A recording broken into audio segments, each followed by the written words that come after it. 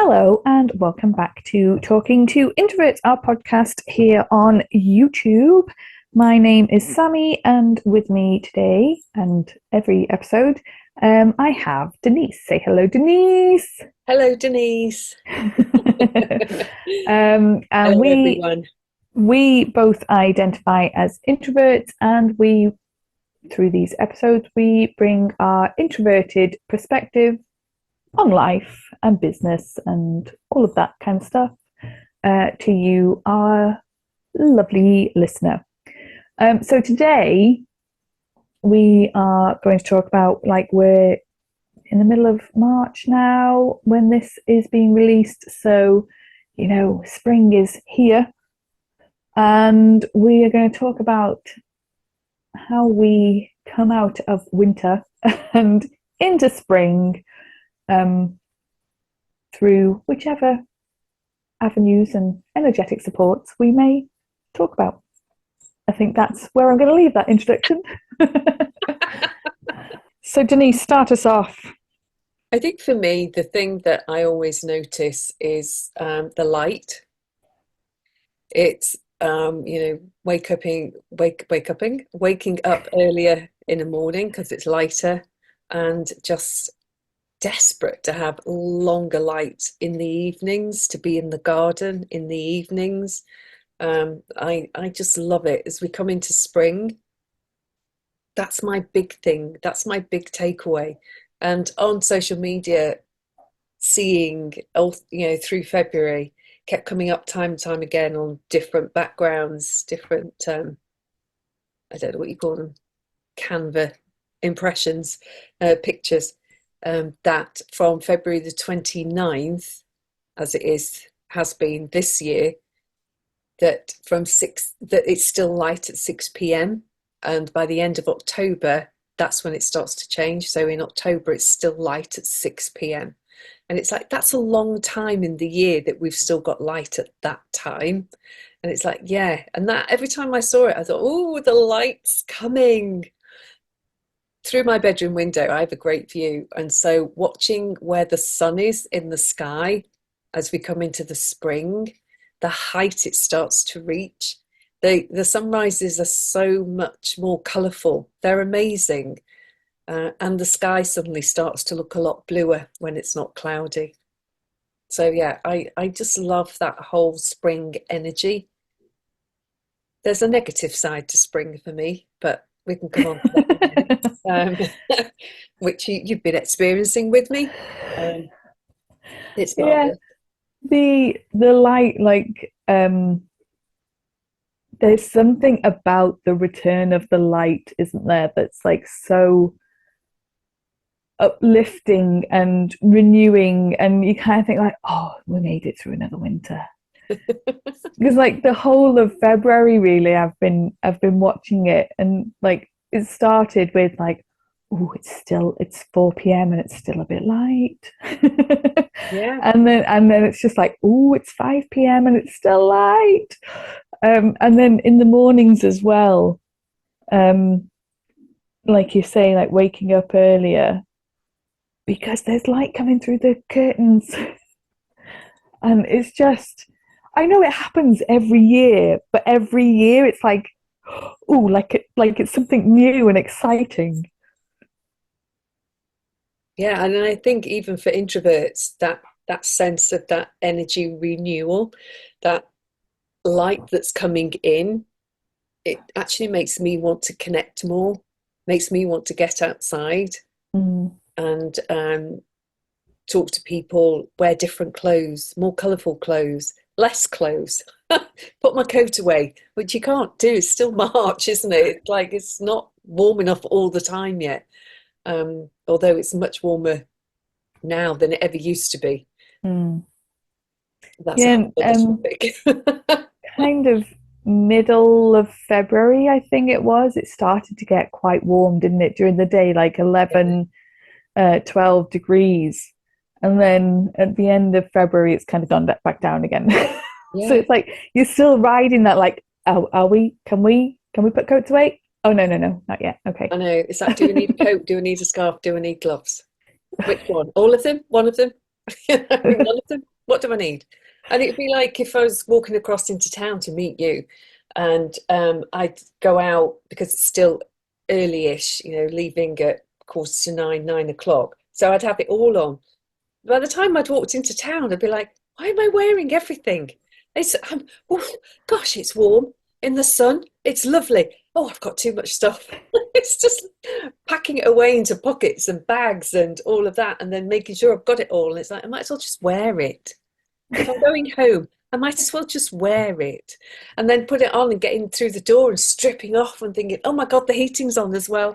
Oh, too warm. It's like, can't win, can you? Too hot, too warm, too cold. Oof, good Lord. Never satisfied. I'll give it that. No. Let me give it. Yeah, and like you've known for some years that I have issues with wearing the right clothing for the right weather. Um, because up in the hills, I get dressed for whatever's happening up here, and then I go down to like civilization. I'm like, gosh, it's really warm down here. What? It's all the people. That's what it is. That's where all the people are. Lots of people, lots of heat.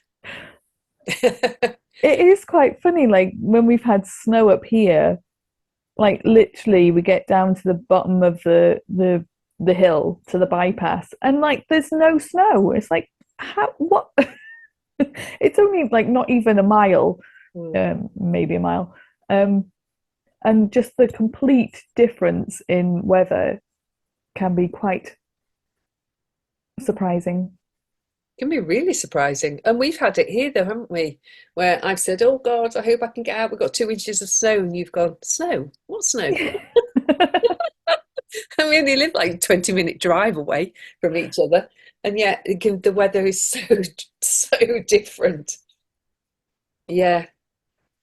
So what else do you like about spring? Well, I was going to say in the last episode you mentioned a liver cleanse that you do every spring. Mm. So tell me more about that. I learned about liver cleanses many, many years ago now when I went on a very alternative course called Nutritional Healing. And I can quite honestly say, it probably saved my life at the time. I was very poorly.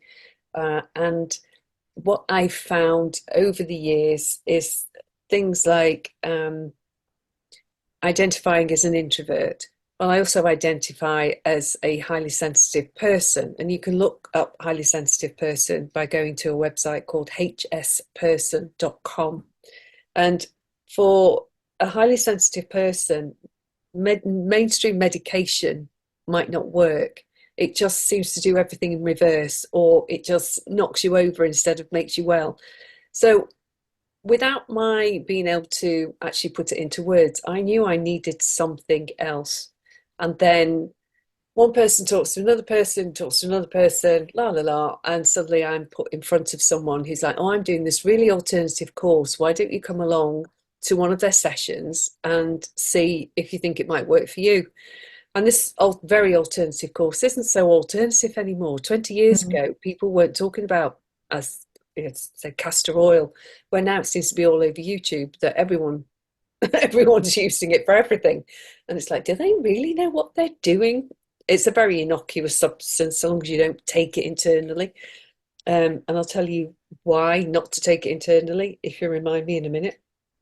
But this course was all about working with the body and going beyond the symptoms and looking at thoughts, feelings, emotions, and the effect they were having on the body as well. Whereas in medicine, as a nurse, let's patch you up and send you off. That's it. If your bone was broken, we wanted to get you fixed as fast as possible. And I'm not against medication or hospitals or the NHS or anything like that.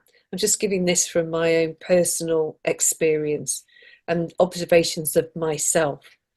I remember the time, it must have been after I started with hay fever. Now, I have early onset hay fever and it can start in January, which sounds bizarre to people because people think hay fever is to do with the summer. No, you can get hay fever at any time of the year. This was when I started to recognize that my body didn't work like other people's bodies. There was certain stuff that I'd never been able to tolerate. So I'm all bunged up, and hubby's the doctor, and he's like, take Piriton. Who doesn't take Piriton when they've got blocked up noses? It's hay fevery type symptoms. Well, a lot of people just, you can buy it over the counter. It's something and nothing. It's one of those like paracetamol. It's out there. Anyone can buy it, anyone can take it. Except I took it and I ended up in bed for 2 days. I couldn't see. I had the worst migraine type headache ever, and the other symptoms didn't go away either. So it's just like, he's like, my husband's just like, it's only Piriton. Well, only Piriton floored me, absolutely wiped me out. So if you're someone who's listening to this and you've had similar experiences with products which are by and large for the majority of the population safe to use, no problem whatsoever, actually do the job they've been created for, but you actually have an opposite response, then you could be a highly sensitive person. I never drunk coffee. Again, highly sensitive person, can be very, very sensitive to caffeine. I hate the smell of coffee. I don't get it. I don't know why people like it, but it's part of my system. It's part of having a sensitive system to certain things, not everything, but to certain things. So when I went to the Nutritional Healing Foundation and found that in this alternative world from the medical world that I still know, I knew very well then, I know less of now, they were using stuff that we thought of as waste products. So urine therapy was a big thing, doing enemas to help unclog the body in various ways, particularly the liver, big thing. You might have heard of coffee enemas. They were a trend, but actually they work. They do something for the liver via the enema, or the place where the enema goes in the rectal area, and that's to do with the blood supply to the liver. This is where I found out about castor oil packing. What the hell does castor oil do that, if I just rub it on my skin, makes my liver feel better? The point about castor oil is it has these intrinsic properties, which is now being researched more fully. I think that's why it's out there more, because there is research that you can find about the properties of castor oil. When castor oil is rubbed onto the skin and then you put a pack over it, or you soak some organic cotton in castor oil, wrap it around the liver area, which is the right side of the body, just below or around the lower end of the rib cage, back and front. Your liver's a big organ. It's not just at the front of your body, it's at the back as well. And then apply some sort of pressure over that pack. You can buy containers, I'll call it, to put the castor oil pack in, that you can wrap around your body and it holds it close, and then apply a bit of heat, say using a hot water bottle, and you sit there with that. This oil is going below the surface of the skin. It's been shown to go below the epidermis to the dermis, where the blood supply starts. So that layer that you shed out in the world, it's going beyond that. It's really thick and gloopy and makes a horrible mess if it gets on your clothes, on your bedding. You have to take care with it. If you don't care, just put some old sheets down on your bed or something. And then you go and lie with this beautiful oil and the warmth of a hot water bottle and this pack around your liver, and just lie there and just get a sense of this oil soaking into your skin, and having a conversation with the cells of your liver and encouraging your liver to gently and yet powerfully, in some way, helping it to release the toxins that it's dealing with. That's what it's there for. It's a chemical factory. It's sorting so much stuff out. The castor oil brings such a great blood supply to your liver that the liver has more opportunity to discharge all the toxins that it needs to through the gallbladder and then out into your gut and out into the world. People say it helps them to sleep better if they put it on at night, or if they lie with it in an afternoon. People say it increases energy. It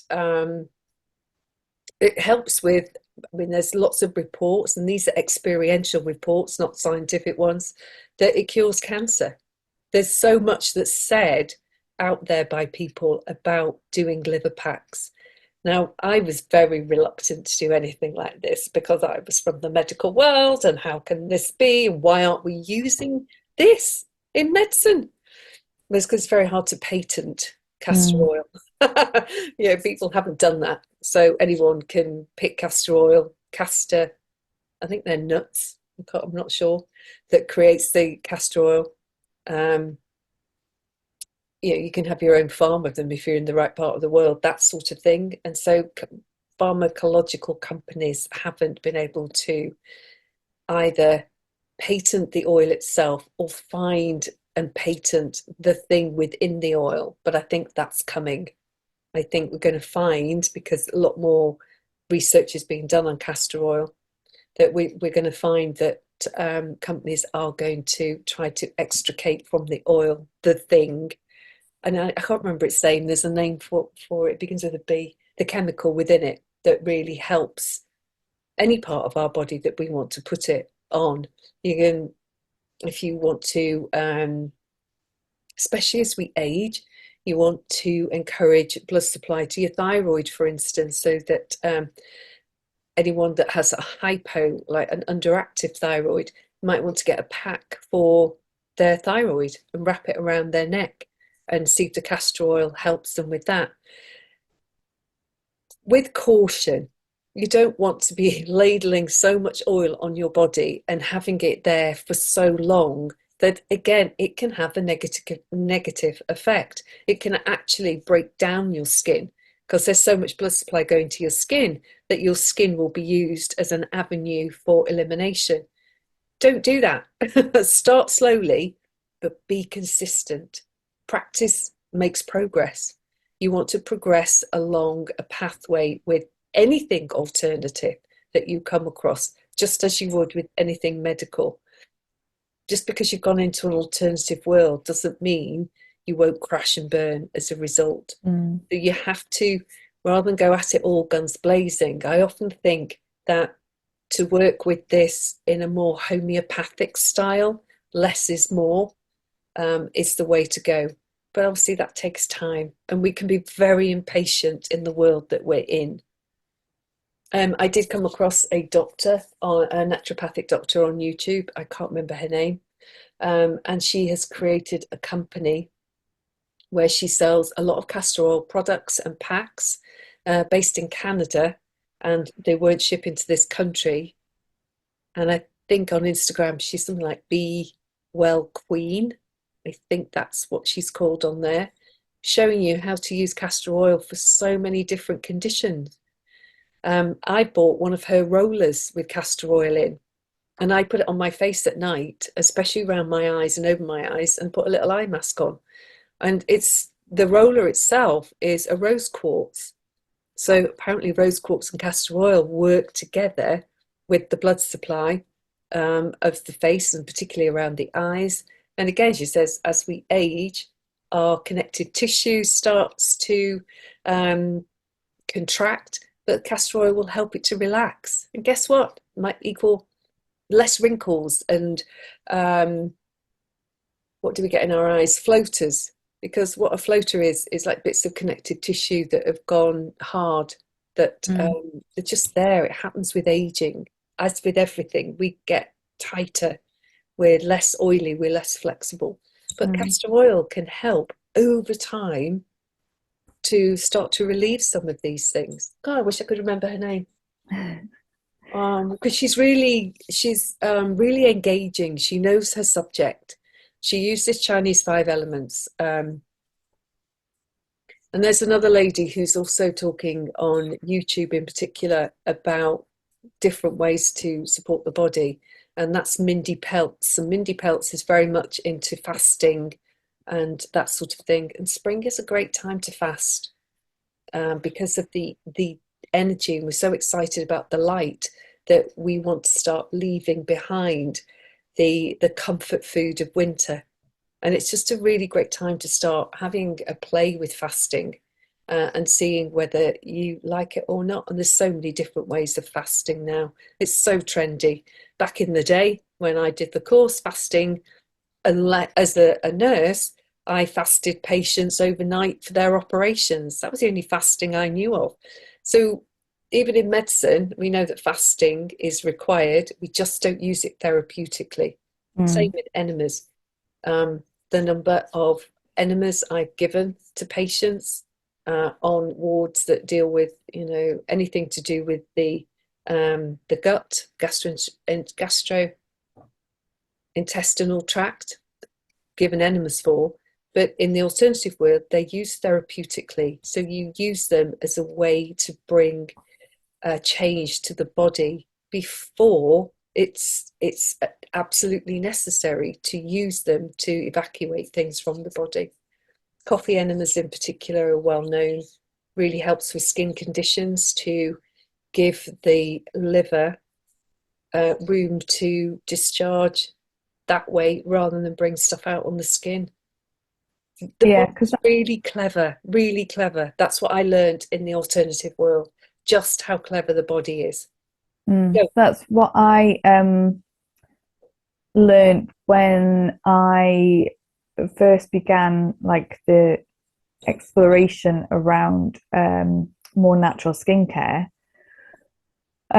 because I had acne and all of that, and people see acne as like, why is my body doing this to me, and like all of that, whereas like something that I was quite well, it was a huge eye opener for me because like I was maybe early 20s at the time, so we're not taught any of this stuff in school and all of that kind of thing. Wasn't on my radar on social media. I think Facebook existed, but I don't think there was much social media really, so there wasn't really this sharing of knowledge like there is now on social media and YouTube and all of that.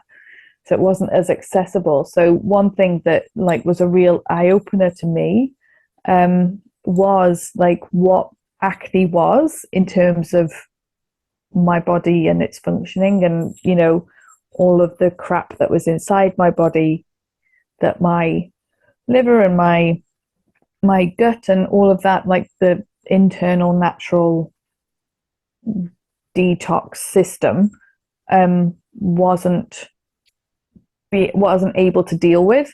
And so it's like, well, we got to get rid of this stuff somehow. So we'll put it through your face. We'll put it through your skin. Yeah. And that was like, because obviously, however many years now later, like 20 years later, it's just so obvious to me. But then I still have conversations with people who are kind of in the frame of mind of me when I started. And like, there's no concept that my skin would be in any way related to what's going on in my gut. It's like, why would that be a thing? Because it's only becoming now, isn't it, that like, I know it's obvious when I say it, that the body is all one and it's all connected, and like literally what happens in your big toe will affect what happens in your, I don't know, your heart or whatever. Like literally everything is connected. But yeah, we're not taught any of this stuff. We're taught that, food goes in your mouth and it's literally one tube right through your body and it comes out the other end. Or, what happens in your brain and your thinking and all of that is in no way connected with anything. I mean, that's becoming more mainstream now because like the whole mental health affects physical health and all of that kind of stuff. Yeah, for me, it was like such a revelation. It's like, and the thing was that annoyed me the most is I had been to my doctor numerous times about my acne, and I was offered some horrible chemical that I had to put on my face or to go on the pill. Never once was it mentioned that maybe, what am I eating? And I know, like you're saying, there's good and not so good things about the medical profession, like sticking bodies back together. Great. NHS is great for that. But perhaps like the other stuff, not so much. So talk more about, we have explored the many benefits of castor oil and why we love it. And why is spring the time to do this? Why is the spring time for a liver cleanse? It's more of an ideal time. This goes back to, again, learning some very alternative stuff, which again is becoming way more mainstream now, because you can find everything on YouTube. Um, I learned about Chinese five elements when I did this course, and it blew my mind. So the Far East knew so much about the body way before we did, thousands of years before we did. Apparently, through observation and experience of their own bodies, apparently. I don't know. How can they know that the liver's the liver and the stomach without having opened someone up to have a look? I don't know. But this is what I was told. And the five elements. So if we start in the spring element is the wood element, it's the colour green. And guess what? The organ of the body related to this time is the liver and gallbladder.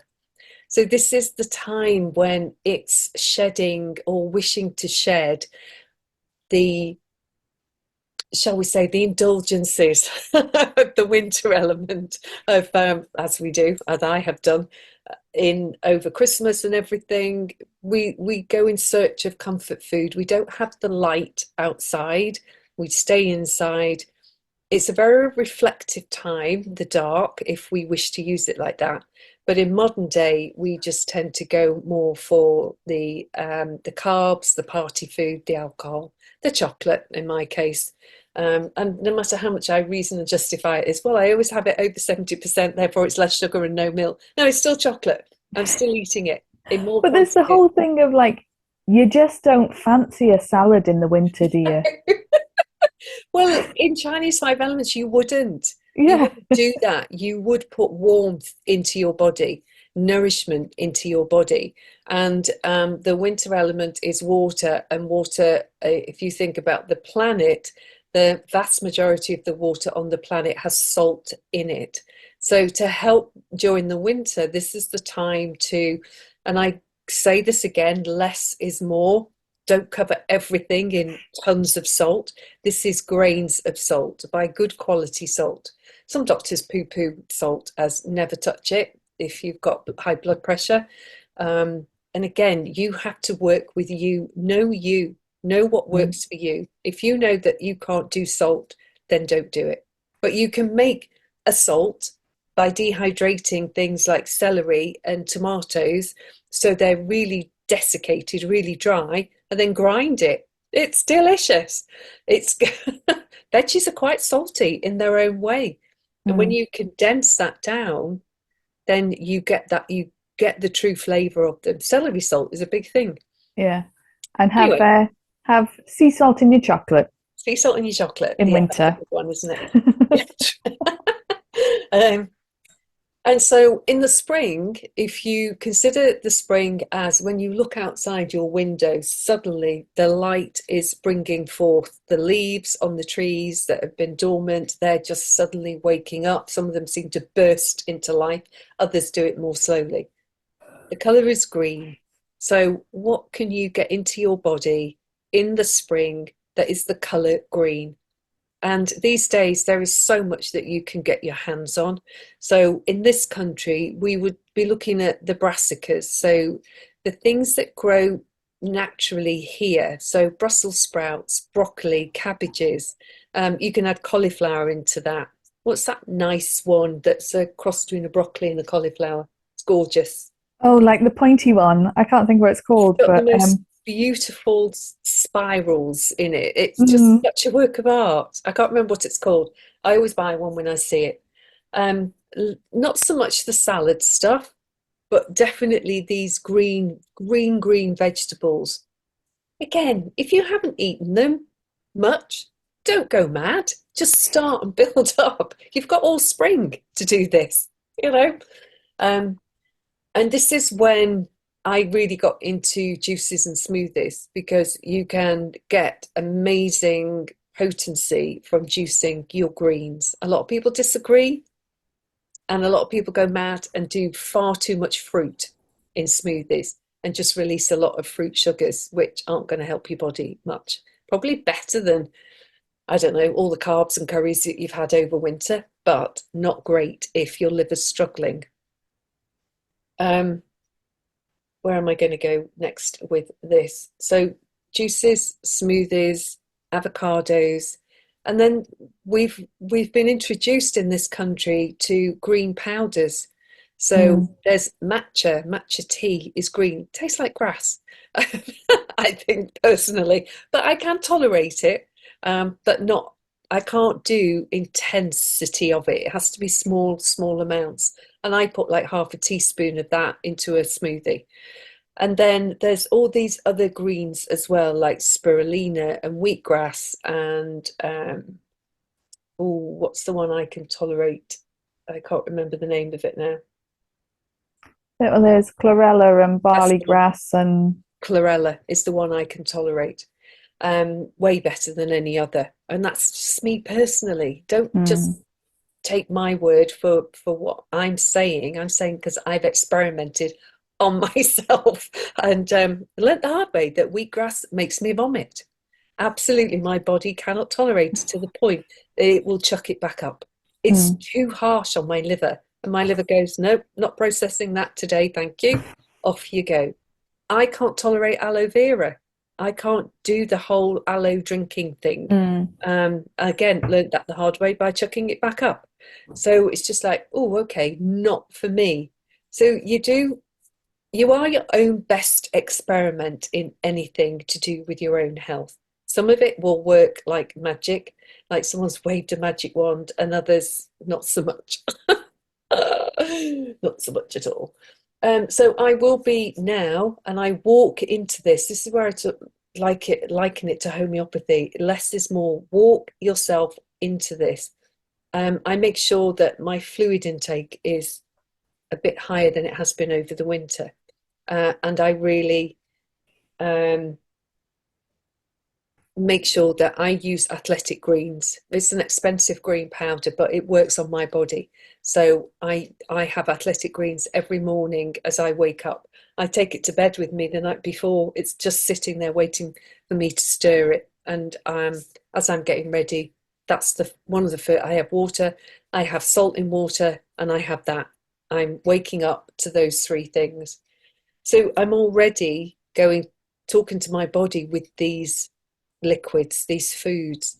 And then it's that suddenly I collect all my books together that have the green juices in, the green foods in. How am I going to cook my foods? I still want it warm. So I'm still going to um, roast, bake my veggies, but I'm going to take out more of the heavy food. So for me, a heavy food is a cheese, for instance, like halloumi. I'll start to take that out, but I'll put more tofu in. Um, there was something else went through my mind then. So that's the sort of direction that I go in. But if you look up mm, Mindy Pelts on YouTube, she's got like an 8 minute thing on a liver cleanse, and she talks about this. And and fasting, and she's big into fasting. Again, you have mm, to walk into it. If you've never done it before, don't overwhelm your body. You can end up really ill from doing any and all of this. Again, speaking from experience, um, you don't want to put your body into crisis. It's mm, as bad as being ill. It really is.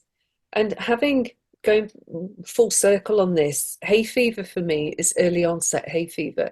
And it was the start of my menopause, but I didn't know that at the time. I didn't understand why I'd started with it. But it was going on the more naturopathic healing course that I began to recognize that my body was in crisis virtually all the time. My immune system was shot to pieces. And I just learned, again, through trial and error, what worked for me. And I'm one of the first to jump on a new trend when it comes to it being an alternative trend. mm, I'll try all sorts of stuff. Like the Zoe Health study taught me that my good gut bacteria, are less than my bad ones. And so there are times when it's like, no wonder I feel like I can't digest my food. It's because the bacteria aren't there to do it. And that's why I do rely, and a lot of people will disagree with this, on a lot of powders because the food's already digested. Mm. My gut doesn't have to do it and be in pain and in turmoil. And I then, if I get to that point with my gut, I just have no energy. And I don't want to live my life feeling like I'm only half a person. I want to enjoy my life. I'm here and I'm going to do my utmost to be here for as long as I can. Mm. But I have to work at it. Otherwise, my body just won't tolerate it. And my hay fever over time, because I know so much alternative stuff, is much easier to manage. I can't put paracetamol in my body regularly. I can't take Sudafed regularly. I have to do it through other means. So it's slower. It's slower to sort itself out. And my God, there are times when my head is bursting. When I first started with the hay fever, and it was coming every year at the same time, it's like, oh, I get the flu every year at the same time. I didn't have flu, it was hay fever. It's like, Mm. oh, oh. And it was going to see a homeopath, and she diagnosed it. And she gave me homeopathic remedies and made a huge difference. And now I buy a generic homeopathic remedy for hay fever, and it really helps.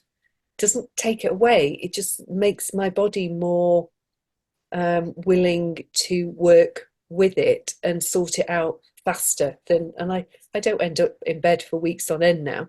I can still do things. I don't have much of a functioning brain, I'll be honest, but that comes slowly, so I know it's coming on, and it leaves pretty quickly these days, Mm. way more ease than it ever used to.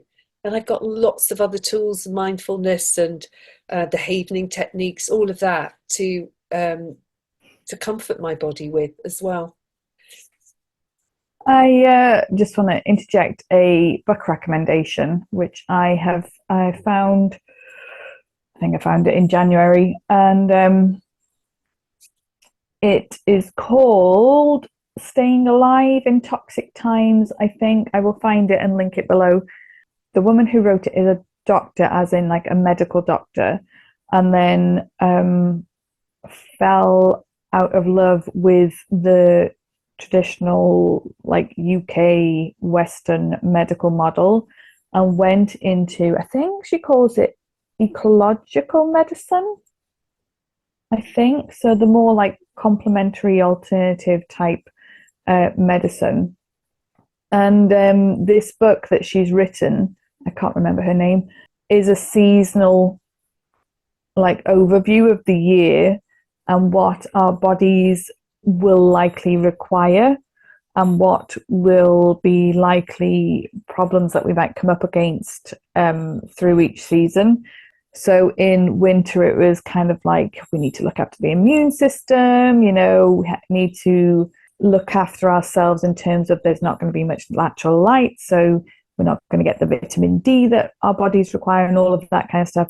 And then coming into spring, she talks about spring cleaning your body.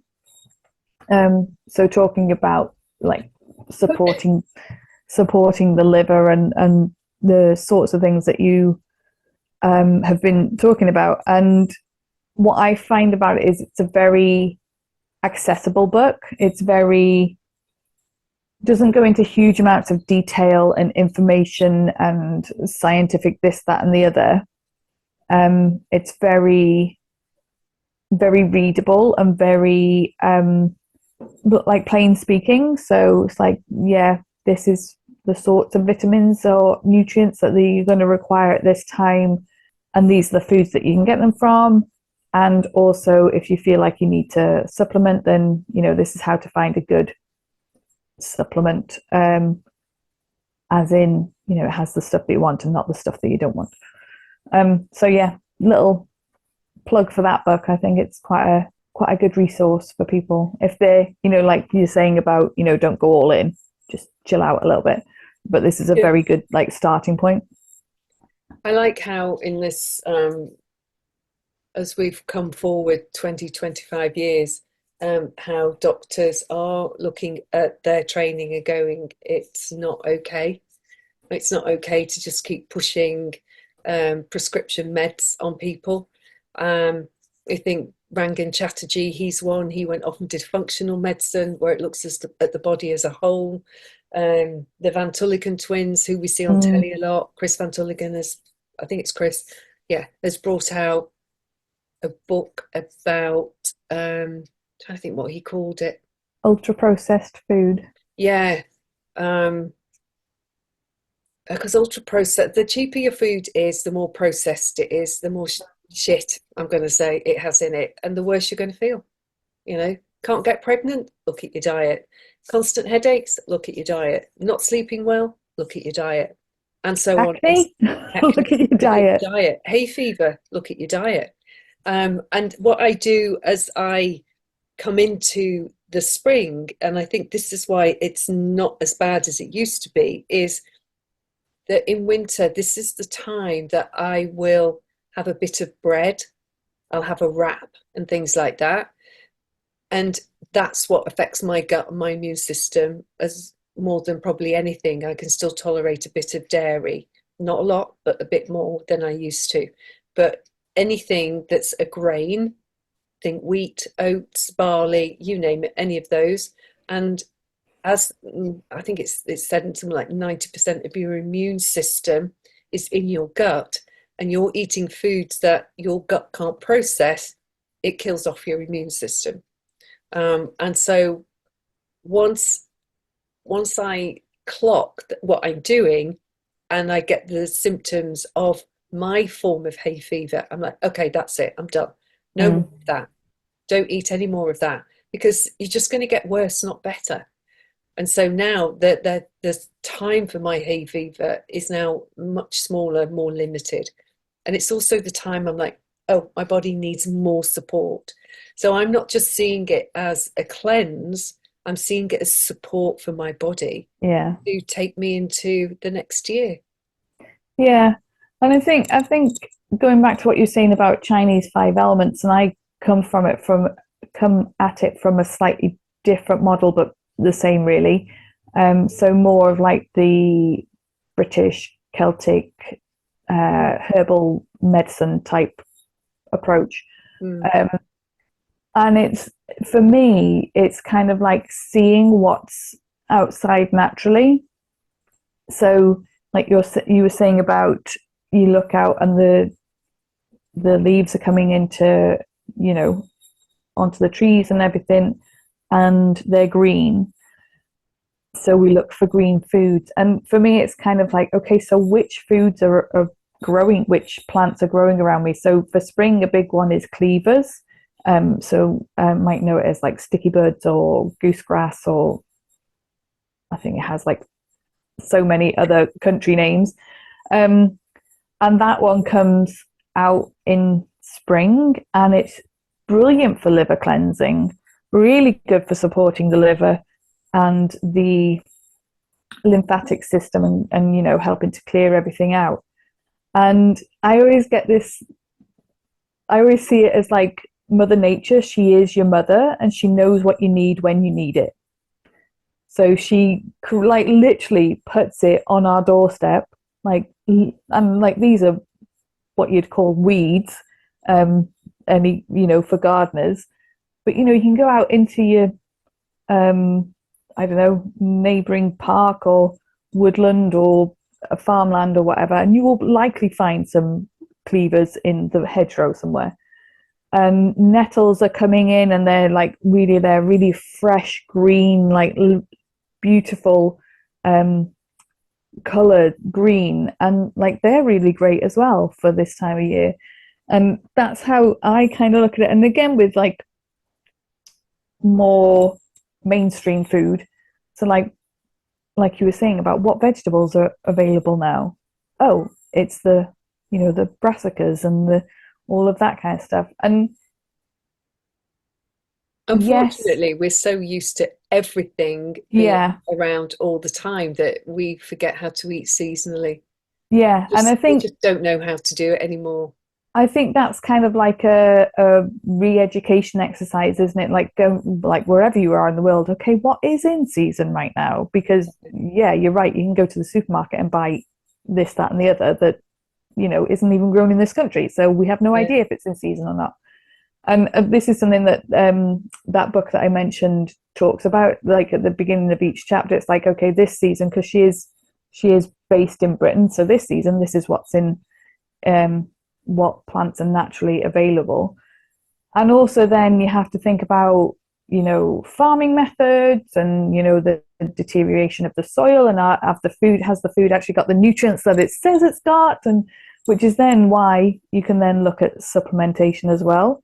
But I would say that generally, so like nettles and cleavers that I've talked about, if they're wild growing, they will likely have more nutrients in than the mass farm produced stuff. I'm sure there's a technical term for that, but the mass farm produced stuff. It's the depth to which the soil is enriched. In mainstream farming, it's not enriched at all. So there's not enough nitrogen in the soil. Nitrogen is really important for our bodies. It's one of the things that I can recall discussing in great length when I was on that course. There's so many of these. Is it a chemical? I don't want to give it the wrong name. That just don't exist anymore in the soil, because of the demand that we're putting on the planet for food is huge. But it's then what's grown turned into food, in inverted commas, that is no good for us. Yeah. It's not, oof. Anyway, oof. And I'm not saying like I only eat seasonally. I never have a banana, and I never have an avocado. And in Britain, I found it, especially through winter. So for a while, I used to get a local veg box. So the food was grown locally and delivered and all of that kind of stuff. And I started getting it kind of the autumn, beginning of winter. And by the end of winter, God, I was so fed up of cabbage. So I know, like, during winter, we are more limited in this country with, like the lack of light and everything. So you do have to have some out of season stuff just to, add a bit of variety and not get bored of cabbage. But I think also there is that place where when we come into a new season, I think naturally our bodies know that they require something. There's like, when I get into spring, I'm like, oh, I've had enough of like comfort food now. I just want some like fresh stuff, some greens, some salad or whatever. Like, I just need to not have so much starch right now. And I think our bodies do naturally look for something, like they're aware. They might not know what it is, depending how in touch with our bodies we are. But you kind of get that sense of like, oh, it's just something needs to change right now.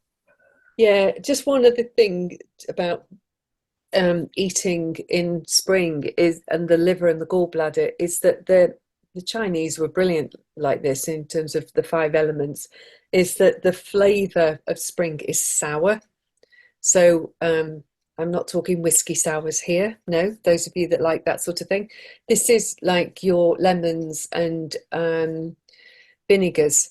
This is said to be, I can't do a lot of vinegar. Again, that's just me. But this is when I will bring in fresh lemon juice. This is when I will start to have this as part of this liver cleanse. What else did I say? Or support system that I like to start putting in place at this time of year. So yeah, I think lemons as well. Lemon juice, just grating your lemon peel over your porridge even, stuff like that, so that you start to blend winter food with the spring food, and then eventually the spring food begins to take over. Yeah, that's an important point, isn't it? Like, it's not a case of just like you wake up one morning like, that's it. It's no longer winter, it's spring. We're having all this like fresh stuff, and I think there is that you have to have that transition, don't you? Yeah. And like things like you were just saying about the lemon rind on porridge is a great idea. As soon as you said that, my body was like, ooh, ooh, Yeah. quite like, yeah, It quite like just that. gives you that, it wakes something up as you're putting something else to sleep, as it were. Mm, And this is a good time in the spring to start bringing in, if you haven't done it before, the more fermented style foods to help the liver again, because they have that sourness from the vinegar, and if you're putting veggies into water, they will create it for you within the water. Um, mm, what's the thing that I like? I can't remember now what it's called. Um, things like the cornichon, the tiny pickled cucumber things. I love them at this time of year. So, mm, and I don't want to eat them at any other time. But this time of year, with fish and some green veggies and carrots and stuff like that, like, oh, yes, thank you. I'll have that. And other mm, times of the year, I'm like, no, I don't think so. But each season within the five elements, so we talk about four seasons. The five elements have this extra blip that they put in between summer and autumn. And that's the earth element. And that's the harvest time. And it's that time of Indian summers. So we're mm, coming out of it's that transition from the light into the dark. And it's to me it's a wonderful time. It's that time of really lazy summer evenings, but the light is disappearing, mm, it is. But it can be very warm still. And you still want to be outside and you're in the dark. But it's that transition time, it's the harvest time, it's the bringing mm. in of everything and getting ready to bed in over the autumn. And each season has its own flavour. And yeah, gosh, do you want me to stop? Well, yes. I was If just there gonna was one thing I loved to talk about when I discovered it was five elements. I just loved it. Absolutely loved it. um when you were talking about pickles and whatnot for spring, it flashed back into my mind about something in this book, and I keep referring back to this book. I Yeah, think it's really great. Go and have a look at it. Um, she was talking about sprouts, so not as in Brussels sprouts, but as in sprouting. sprouted seeds. And she was saying that spring is a good time for those. And again, it's kind of like you see what's outside, plants are starting to sprout. Yeah. So that's, this is the time of year when that would happen. Um, It's like you can go in the supermarket and buy pea shoots all year round now mm, as a salad ingredient. And it's like, no, you wouldn't have them all year round. But okay. I particularly like those. They're something my body likes. Sunflower seeds, if you sprout them, oh my goodness me, the greens you get off sunflower seeds is phenomenal. And you need to do barely anything with them at all. And most of the sprouting seeds just need a little tray, bit of light, bit of water, sprinkle your seeds in. Don't go mad. You only need like a dessert spoon of seeds. I've got this little square tray. A dessert spoon of seeds seems to disappear. It's like, where are they? 2 days later, go, my goodness, got more greens than you can eat. It's incredible. Absolutely incredible. It's like, why aren't we teaching kids more of this in school? I don't know about you, but when I was at school, we used to have oh God, it's gone out of my head. We used to go to this little hut where the teacher in there, rural studies, where we grew our cress, the little salad cress stuff. Why don't we do more of that? well, that's essentially, isn't it? Yep. Cress is essentially, what we're just talking about, the sprouted seeds. But yeah, I mean, like, it's a whole different conversation that we perhaps don't want to get into now. But like, the education system is just ridiculous. It does not prepare anybody to be a functioning human being in this society, does it? It teaches you a load of nonsense that you don't really need to know and will never use again, but not how to create a meal from scratch or manage your finances or, Oh, how to live your life as an introvert or an extrovert. yeah. None of that. You find that as you blunder along. And like, going back to what you were saying about the Van Tulleken twins and the ultra processed food and all of that kind of stuff. And you were saying like the cheaper your food is, the more processed it will be.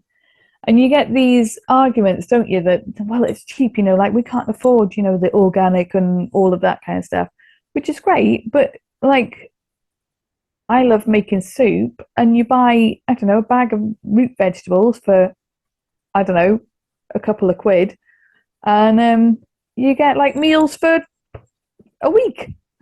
So many bowls of soup. I know, and okay, maybe you don't want to be eating the same soup every day for a week, but there's so much that you can do with fresh produce, fresh food, vegetables, fruit, whatever, that is cost effective and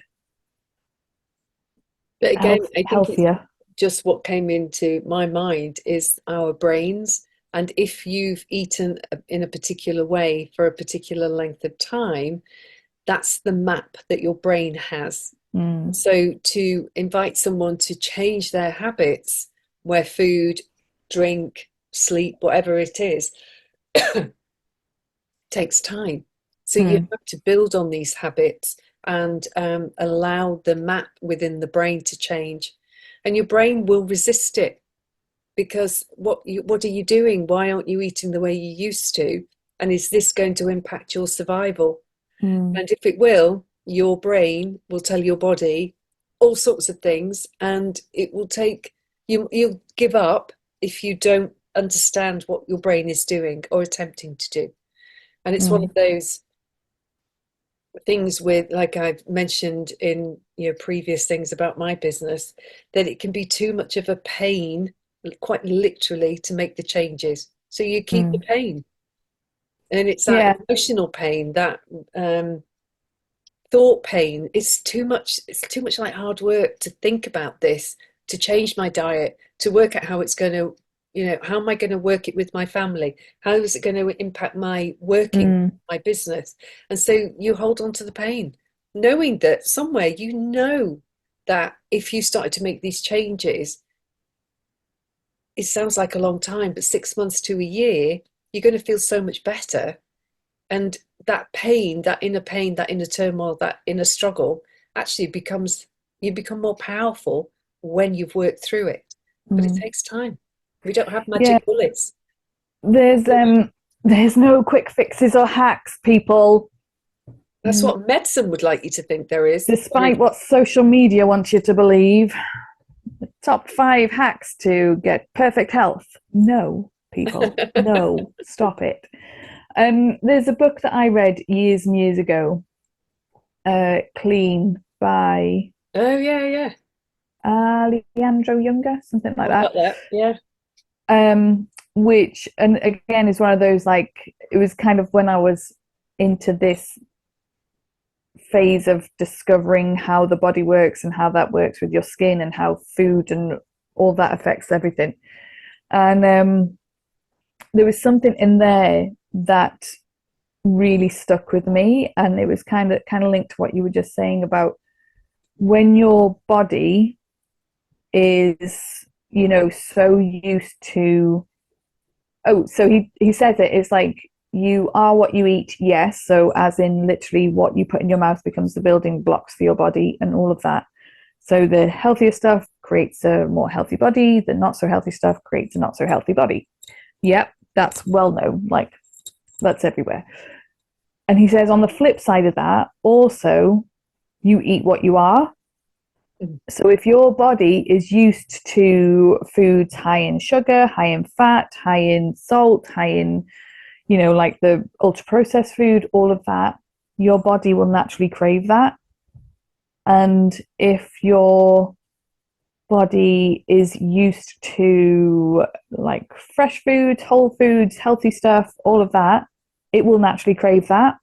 And I think that's similar to what you were saying, although he talks about it through the body, you're talking about it through the brain. It's the Well, same I thing, can talk isn't it? about it through the body, because what really is happening now in scientific studies is it's not your body that craves it, it's your microbiome. So it's Mm, all the bacteria that live within your gut. They're what doing as what they are doing the craving, yeah. and And I yet you think think it's you.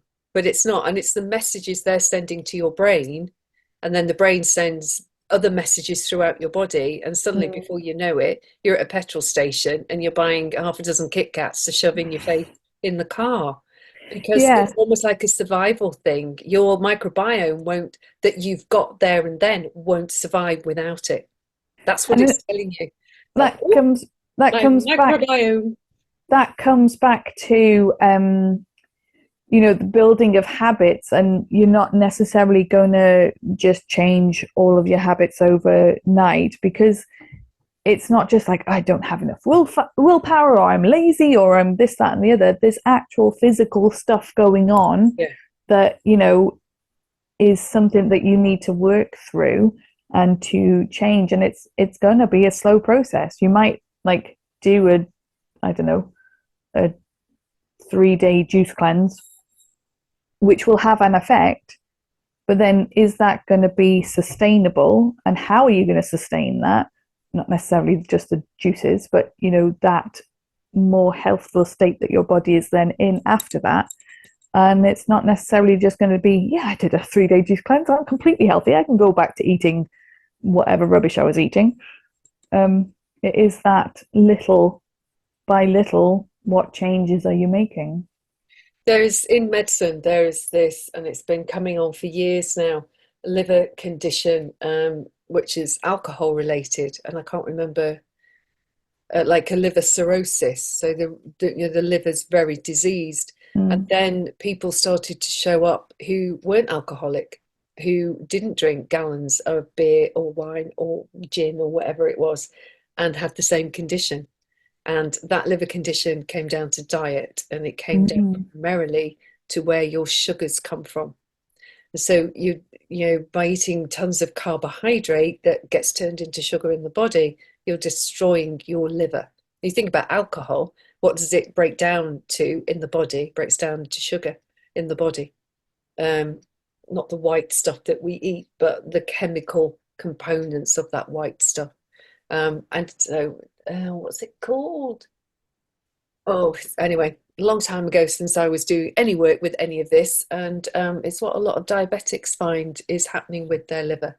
So a type 2 diabetic, that type 2 diabetes is usually directly related to lifestyle, and that lifestyle is the biggest part of it is what you eat. And Mm. the fact your body doesn't know what to do with a lot of the stuff that you eat.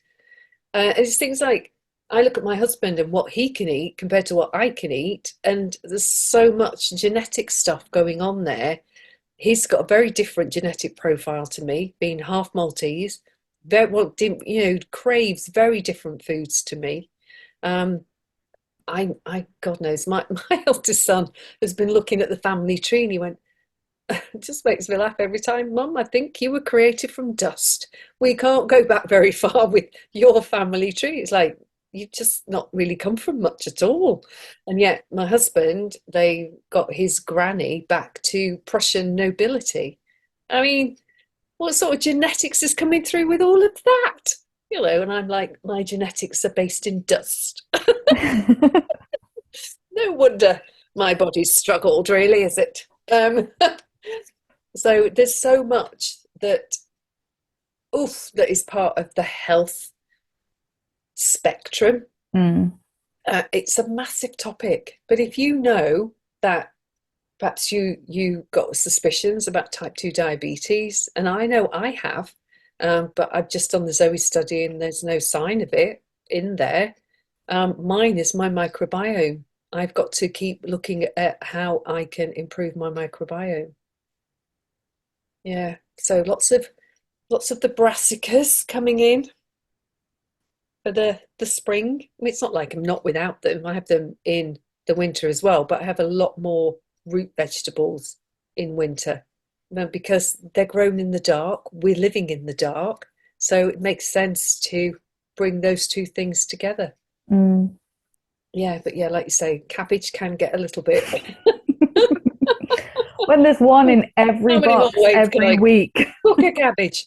I mean, I have to say, I do like a sweetheart cabbage. I love that cabbage. It's gorgeous, and it bakes, roasts, whichever word you want to use, really, really well. Love it. How much longer are we going to chat about this then? A topic Uh, both that we both of us really like to talk about. well, I think that might be a good pause point.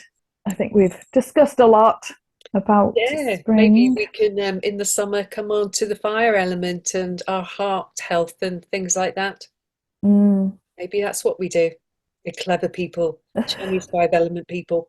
If anyone's ever had acupuncture, very often the modality of acupuncture has come from Chinese five elements.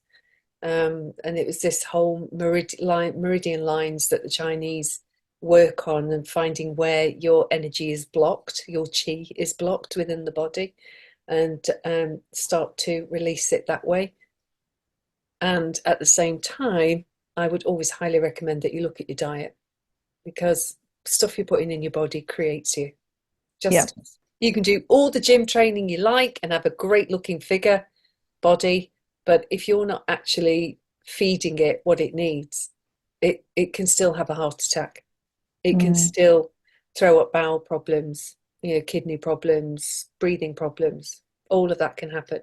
It's why top athletes are at the top of their game because they are being trained, they are being taught holistically.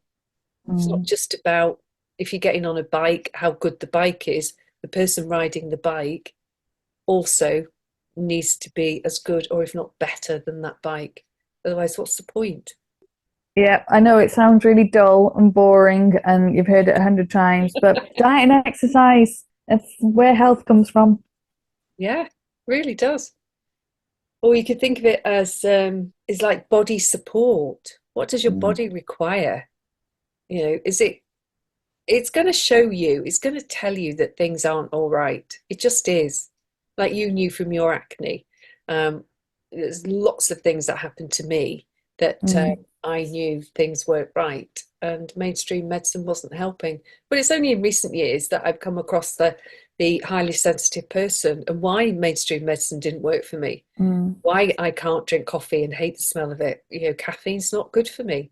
And it's one of the things of being highly sensitive to noise, Yeah. to light, to lots of people. Very, very much an introvert thing that you can be highly sensitive, not 100%, but more introverts will find that they have this highly sensitive side to them, more so than extroverts. When you're saying about think about it as body support, I think that's a good point because there's so many connotations around the word diet, isn't there? And even leaving to one side the slimming worlds and such like of this world, which don't even get me started. But just the word diet usually has the association with restriction. So it's like you have to restrict to lose weight, or you have to cut out all the fun stuff, all the sweets and the crisps and the chocolate and all of that. Whereas, like, if you look at it as like, okay, how can I support my body? Or if you have two food choices in front of you, which will be more supportive to my body? I think that's a kinder way of looking at it than, oh, I've got to deprive myself of all this stuff. Yeah, I like that. That's how I think about it. And it's like, what can I do to support my body in this next season, this next month, this next week, today, this next hour? What can I do to support my body? Don't get me Mm. wrong, I'm not a paragon of virtue.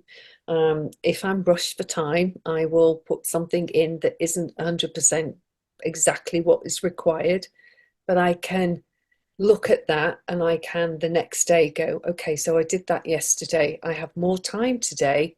What am I going to do today to support my body in the spring or in the summer or whenever?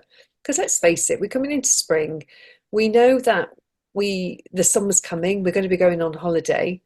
Do you want to start the week before your holiday to support your body? Do you want to start now and give it a head start into the summer? Looking Mm. forward into the future. Not saying don't have your glass of wine. I'm not saying don't have that cake. Just don't have it every day. Give your body some space to allow it the space to do what it needs to do and wants to do. Because your body is you. You are it. And yet your mind is such a powerful thing that your Mm. mind can override what is a kindness for your body completely. You can talk yourself into something, you can talk yourself out of something. But over time, my whole thing is, how can I support my body? Because I put the stuff inside me. I'm the one who's choosing this, and I'm the only one who can take responsibility for that. So I take responsibility. What if I took let's ask a question. What if I took responsibility for what it is that my body requires to support it? Mm. And when you start asking your brain questions, it will go looking for that more positive way of being. Whereas if you keep making statements, it doesn't always work because your brain doesn't believe you because it doesn't have the map, the neuroplasticity that that you require for that body support. So you have to work at it and you have to create the habits that are going to help you. Yeah, and like you say, that asking the question kind of trains your mind that, oh, there is a choice. I do get to choose, Yeah. rather than this is the thing in front of me, so this is what I'm going to do right now.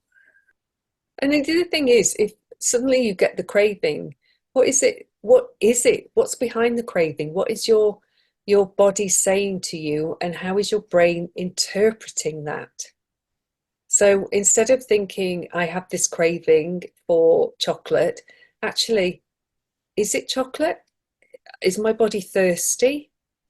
Would it prefer, I'm trying to think what else, some lemon juice in water instead? Would it prefer a nice cup of tea, a turmeric Mm. tea, a cinnamon, or whatever? I don't do tea. Tell me, what sort of teas might it like? Things like that. And it's just like, what would support my body? And also look at like what you're doing and what time of day it is when you get the craving. So like maybe you're craving a biscuit. Is it because you've just poured yourself a cup of tea and you usually have a biscuit with your cup of tea? Or is it because, it's a certain time of day and this is when I have my glass of wine, so I'm now craving this glass of wine? Because, as you were saying, the brain creates so many associations between what we're doing and what else happens and the habits that we build and all of that, that it can it has that trigger where it's like, oh, but something's not right here. We're doing this, but this bit's missing. Like you were saying, it comes back to the habits, and you can break habits and create new habits, but it's going to be a slower process than tomorrow. It's like that thing where it's like New Year's Eve or New Year's Day. It's like, tomorrow I am going to eat perfectly healthy and I'm going to lose loads of weight and I'm going to be motivated for my job and I'm just going to be the perfect human being. And then, like a week Oh, later, damn it, I had a piece of chocolate. Oh, well, it's all gone out the window. Might as well give it all up. yeah, it's strengthening the habits. So in the book Tiny Habits, it's about 1% increments every day. And if you Mm, think, say, I don't know what date I'm starting this liver cleanse, but it will get started. If that day, by the time, what's the date today? 15th of March. So mm, by the time I've got to the end of March, that's another 15 days. 1% change every day is 15% difference. mm, If I then do it for the whole of April, that's another 30 days. That's a 45% difference by the time I've changed something by 1% every day. So rather than beating yourself up and giving up, go, okay, so what's the 1% change I have achieved today? Not the 99% I haven't. No, what is the mm, 1% I've achieved today? Ask your brain another question. What's the 1% difference I've achieved today? And then the next day, what's the 1% difference I've achieved today? And then you've got two 1%. And the more you play the game with your brain, the easier it becomes to change. mm. Yeah, and it's that trying to do it by sheer willpower. It's Yeah, it not going to doesn't work. work. Your brain takes over. It doesn't work. Your brain doesn't know what willpower is. And it's bringing your brain and your body And even the habits you have now on the journey with you, and like you say, playing the game with it. It's like, oh, okay, so right now we'd usually do this. What if we did this instead? Or maybe if we just added this little bit extra in, instead of doing this thing, we just add this bit as well. What would happen then? Because then you kind of like, the brain's like, oh, we're still doing this thing. This is all right. But then you kind of like sneaking in this little this little extra bit in under the radar. In some ways you do kind of have to trick your brain, don't you, Yeah. into coming along with you. You have to, it's like you have to ask it to be part of the game. Come on, Mm, brain. How can we do this today? What can we do today? Remind me what my 1% was yesterday. And then you keep telling your brain that you made that 1% change yesterday. Okay, mm, we're going to look at 1% today. What can we do to make that 1% change today? So that again, it's like that less is more homeopathic type approach. And it's more sustainable over mm, time than going at it 99%. Right, everything goes today. It, you can't sustain that because you haven't got your brain on board. You haven't given your brain neuroplasticity time to change. And if you aren't changing your microbiome as well, then there's this constant fight going on. So be kind to yourself, support yourself in whatever way you need. Otherwise, you just get overwhelmed and give up. And mm, then, from my experience and from other women I've spoken to, it becomes that they take it on board internally, and it's an emotional pain they haven't addressed. mm. They haven't changed that pain, which is being stored in every cell of their body, into a power instead.